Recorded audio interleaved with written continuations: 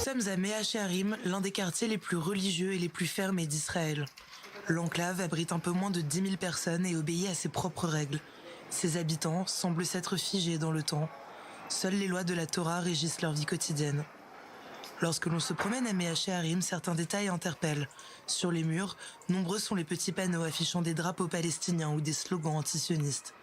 C'est l'œuvre des Neturei Karta, une communauté de 10 000 familles en Israël, dont 700 se trouvent à Mea Shearim. Ils prétendent ne pas s'intéresser à la politique. Ils sont pourtant farouchement opposés à l'existence de l'État d'Israël. Voici le rabbin Meir Hirsch, qui dirige cette communauté et ne s'exprime jamais devant une caméra, sauf aujourd'hui où il nous a ouvert les portes de sa maison. Le mouvement Neturei Karta est apolitique et se revendique foncièrement antisioniste. Il a été créé en 1935 par mon père. La base du mouvement, c'est d'être antisioniste. Neturei Karta signifie gardien de la cité en araméen.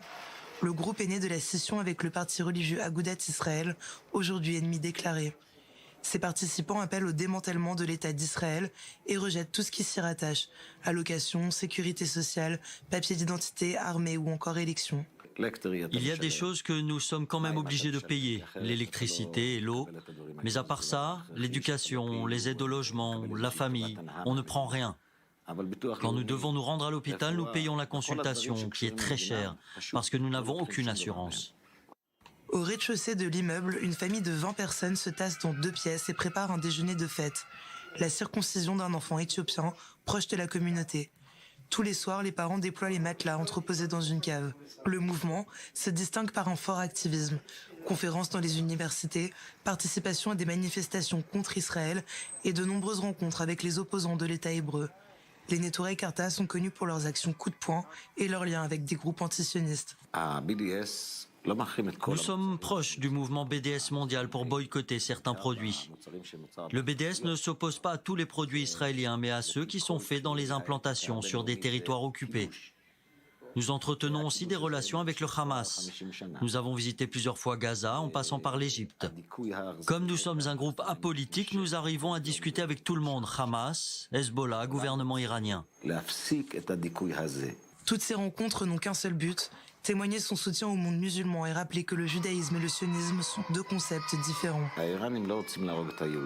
Quand les dirigeants sionistes arrivent à l'ONU, ils viennent avec un verset de la Torah qui dit que Dieu a promis la terre d'Israël aux Juifs, à Abraham et ses descendants. Mais le problème, c'est que la Torah est jetée aux ordures. Ils n'en font rien de la Torah, ils se servent uniquement d'un verset qui leur est utile. Et de tenir des propos beaucoup plus graves, comme comparer Israël aux nazis. Le rabbin Hirsch évoque une collaboration entre sionistes et nazis, des allégations qui justifient son farouche antisionisme, en plus d'une interprétation du livre sacré. Les Juifs ne peuvent pas accélérer la rédemption. Nous n'avons pas ce pouvoir. Rashi, le commentateur du Talmud, a écrit qu'il ne fallait pas trop prier pour la rédemption, puisque c'est vain. Toute création d'un État juif ne respecterait donc pas la volonté divine. Seul le Messie en est capable, il faut donc attendre son retour. En attendant, l'ambition des Neturei Karta est de revenir à une cohabitation pacifique entre juifs et musulmans et au pouvoir en place avant la création de l'État d'Israël. Les Neturei Karta sont particulièrement violents face à l'armée israélienne et des forces de l'ordre en général. À plusieurs reprises, des effigies de soldats ont été pendues ou brûlées dans le quartier de Mea Shearim.